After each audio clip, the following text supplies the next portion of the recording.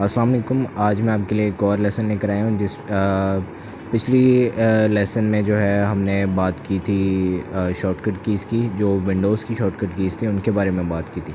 आज हम देखेंगे कि माइक्रोसॉफ्ट वर्ड में जो है वो कौन सी शॉर्टकट कीज़ हम यूज़ कर सकते हैं। तो यहाँ पर मैंने जो है वो एक नोटपैड में सारी जो है वो कीज़ लिखे हुए हैं, तकरीबन 18 जो है वो कीज़ हैं शॉर्टकट कीज़। वैसे तो बहुत सारी हैं लेकिन अभी जो है वो सिर्फ 18 ही काफ़ी हैं। यही बहुत जो है वो यूज़फुल चीज़ हैं। हम जो है वर्ड खोल लेते हैं। यहाँ पर वर्ड की एक एम्प्टी फ़ाइल खोलेंगे ताकि जो है वो आसानी रहे। ये यहाँ पर हम ब्लैंक डॉक्यूमेंट खोल लेते हैं वर्ड का। हम कुछ भी लिख लेते हैं, जैसे शॉर्टकट कीज़ और फॉर वर्ड ही लिखना है, जैसे हम वर्ड। ठीक है, हम अभी फ़िलहाल जो है सबसे पहले जो है हमारे पास वो क्या है, Ctrl+L। Ctrl+L जो है वो क्या करती है कि आपने टेक्स्ट को सिलेक्ट किया, ठीक है, आपने टेक्स्ट को सिलेक्ट किया और Ctrl+L दबाया। ये Ctrl+L अप्लाई हुआ है, इस वजह से जो है वो Ctrl+L शो नहीं हो रहा।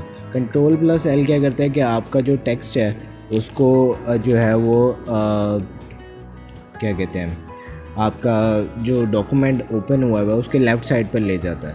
Ctrl+L जो है वो आपके वर्ड को, या जो आपने जितना भी एरिया सेलेक्ट किया है कैरेक्टर्स का, उसको जो है वो डॉक्यूमेंट के लेफ़्ट साइड पे ले जाता है। अगर आपने उसको सेंटर में लेके जाना हो तो आप उसे सिलेक्ट करो, वैसे सिलेक्ट किए बगैर भी हो जाता है।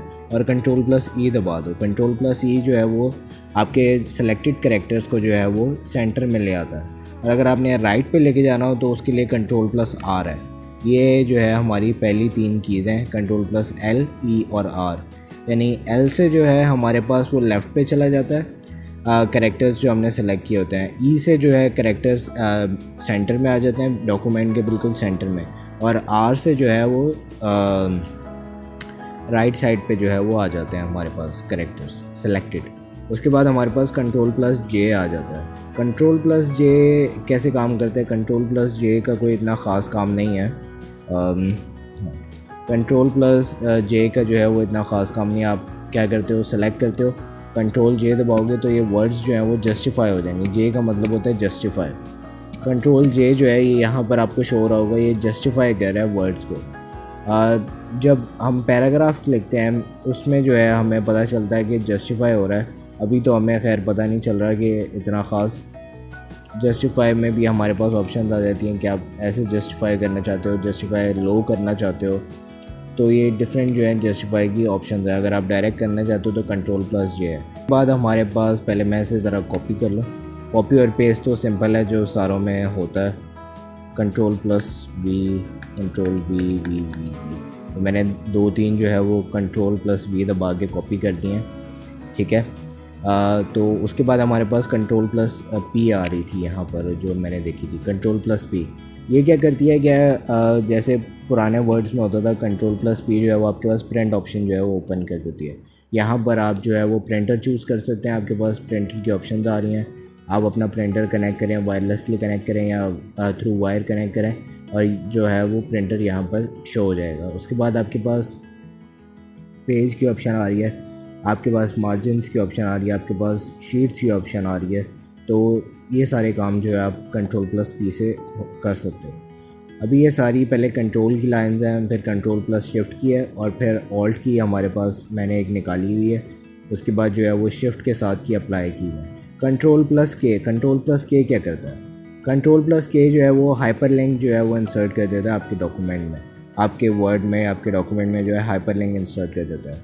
हाइपरलिंक का वर्ड हमने अक्सर सुना हुआ तो है, लेकिन शायद हमारे टीचर्स ये बताने से कासिर रहते हैं कि हाइपरलिंक है क्या। हम क्या करते हैं, हम वर्ड को सेलेक्ट करते हैं और इसमें जो है हाइपरलिंक यानी Ctrl+K दबा के हाइपरलिंक को ऐड करते हैं। हाइपरलिंक क्या करता है कि आपके किसी डॉक्यूमेंट से किसी दूसरे डॉक्यूमेंट में जाने का रास्ता है। यानी मैं यहाँ पर कोई भी डॉक्यूमेंट उठा लेता हूँ, ठीक है, अब देखो ये हाइपरलिंक हो गया। यानी मैं जैसे ही इस पर क्लिक करूँगा, यानी कंट्रोल दबा के मैं इस पर क्लिक करूँगा, तो ये वो डॉक्यूमेंट को जो है वो ओपन कर देगा, ठीक है। तो यहाँ पे डॉक्यूमेंट को ओपन कर रहा है और इसने जो है मेरे पास डॉक्यूमेंट को ओपन कर दिया। अगर आपने रिमूव करना हो तो ओहो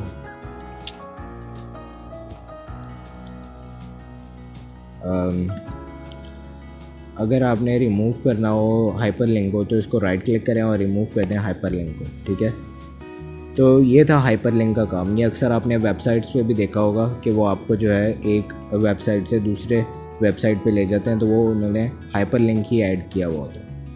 उसके बाद हमारे पास आता है Ctrl+M।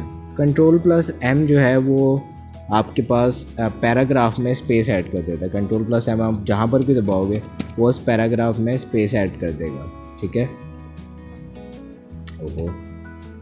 उसके बाद हमारे पास आता है Ctrl+Z। Ctrl+Z ये अक्सर हमारी जो है हमें ज़रूरत पड़ती है इसकी। जैसे मैं यहाँ पर कुछ भी टाइप कर देता हूँ, ईजी पीजी कंप्यूटर जैसे कर देता हूँ, ठीक है, ईजी पीजी कंप्यूटर। अब ये मैंने क्या लिख दिया, तो इसलिए मैं अपने एक्शंस को अंडू करने के लिए Ctrl+Z दबाऊँगा और ये सारा Ctrl+Z जो है वो अंडू कर देता है। और रीडू के लिए जो है Ctrl+Y इस्तेमाल होता है। हाँ, Ctrl+Y जो है वो रीडू के लिए है, तो मैंने Ctrl+Y वाला अप्लाई करके नहीं देखा था इस वजह से। उसके बाद हमारे पास आता है Ctrl+R जो है वो रीडू नहीं करता। वो आपको बताया मैंने कि जो है वो टेक्स्ट को राइट साइड पे ले जाता है, वो रीडू नहीं करता। पहले शायद मेरे ख्याल में करता था लेकिन अब नहीं करता। उसके बाद हमारे पास आता है Ctrl+Shift+राइट और लेफ़्ट की। ये कीज़ क्या करती हैं कि जो है वो सेलेक्ट करती हैं। अगर आपका कर्सर जो है जो आपने वर्ड सेलेक्ट करना है वो आपके लेफ़्ट साइड पे है, तो आपने Ctrl+Shift की दबानी है और लेफ़्ट का जो है वो कर्सर दबाना है। लेफ़्ट की दबाएंगे तो वो सारा जो है वो करैक्टर जहाँ तक सेलेक्ट करने आप वहाँ पर सेलेक्ट कर सकते हैं, ठीक है। और अगर वो राइट साइड पे है, जैसे कि इस वक्त राइट साइड पे है, तो आपने Ctrl+Shift दबाना है और राइट साइड पे जो है वो सिलेक्ट करना है। अब अगर आपने इस सब को जो है वो कॉपी सेलेक्ट करना है तो आप ये भी कर सकते हैं कि आप राइट की प्रेस करते रहें और जो है ये सारा सेलेक्ट होता जाएगा। या तो आप दूसरा काम कर सकते हैं कि अब मैं नीचे तक आ गया हूँ, मेरा कर्सर नीचे है, मैं ऊपर वाली की दबाऊँगा और ये सारा जो है कॉपी होता जाएगा, मेरे पास सेलेक्ट होता जाएगा, ठीक है। तो Ctrl+Shift और एरो कीज़ का ये काम है। उसके बाद हमारे पास आती है Ctrl+Shift+L। Ctrl+Shift+L हमारे पास क्या करती है कि जो है बुलेट पॉइंट्स को एंटर कर देती है। यानी आपको जो है वो यहाँ तक जाने की ज़रूरत नहीं है, आप जो है यहीं पे जो है बुलेट पॉइंट को एंटर करवा सकते हो, ठीक है। अब इसे बुलेट पॉइंट को रिमूव कर देते हैं, खुद ही आ गया। लेकिन ये वही की दबाने से बुलेट पॉइंट ख़त्म नहीं होता, हमें जो है वो आइकन पे क्लिक करके बुलेट पॉइंट को ख़त्म करना होता है। उसके बाद हमारे पास आता है Ctrl+Shift+ ग्रेटर दैन और लेस दैन। अक्सर जो है हम क्या करते हैं कि हमने जो है वो टेक्स्ट को बड़ा और छोटा करना होता है, तो उसके लिए हम या तो यहाँ से बड़ा करते हैं और यहाँ से छोटा करते हैं, ठीक है। या तो हम यहाँ से नंबर्स जो है वो सिलेक्ट कर लेते हैं।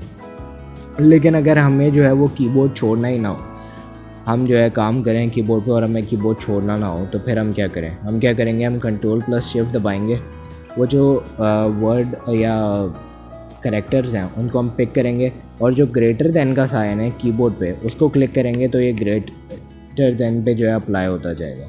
और इसी तरीके से अगर हमने इसको छोटा करना हो तो लेस दैन का साइन इस्तेमाल करेंगे, Ctrl+Shift के साथ लेस दैन का साइन, तो ये छोटा होता जाएगा वर्ड अपने साइज़ में, ठीक है। तो ये Ctrl+Shift और ग्रेटर दैन और लेस दैन का काम है। Alt+X, Alt+X का जो काम है वो बहुत ज़बरदस्त है। आप किसी भी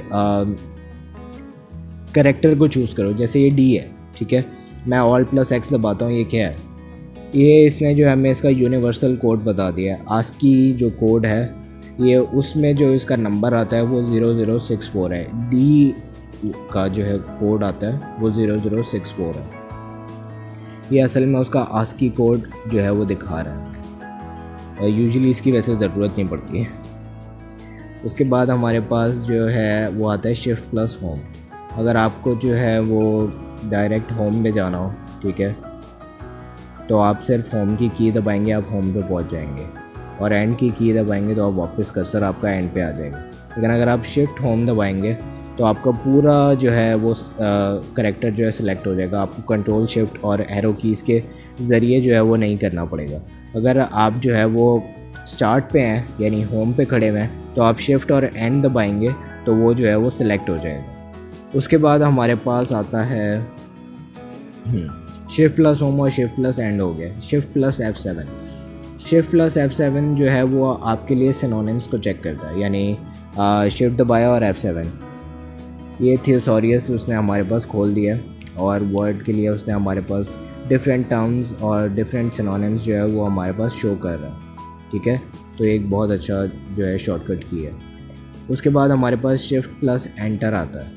शिफ्ट प्लस एंटर क्या करता है कि आपके पास जैसे मैं एंटर दबाता हूँ तो यहाँ पर हमारे पास एंटर आ जाता है। ठीक है, लेकिन ये एक स्पेस जो है वो ज़्यादा डालता है, काफ़ी ज़्यादा डालता है। लेकिन अगर आपको सॉफ्ट स्पेस यानी थोड़ी सी जो है वो स्पेस चाहिए हो दो पैराग्राफ्स के दरमियान, तो आप शिफ्ट और एंटर दबाएंगे तो जो है आपके पास एक सॉफ्ट स्पेस जो है वो ऐड हो जाएगी। ठीक है, उसके बाद हमारे पास शिफ्ट ऑल प्लस डेट या टाइम आ जाता है, यानी DOT। अगर आप यहाँ पर शिफ्ट और ऑल दबा के D दबाएंगे तो आपके पास डेट एंटर हो जाएगी, और अगर आप शिफ्ट ऑल्ट और T दबाएंगे तो आपके पास टाइम जो है मेंशन हो जाएगा। ये अगर आप ज़रूरी हो तो आप कर लीजिएगा, वरना ये जो है बस इतना ही था आज के लिए। आज का लेसन जो है यहीं पर ख़त्म होता है। अगली वीडियो में उम्मीद है आपसे मुलाकात होगी। अपना ख्याल रखिएगा। अल्लाह हाफ़िज़।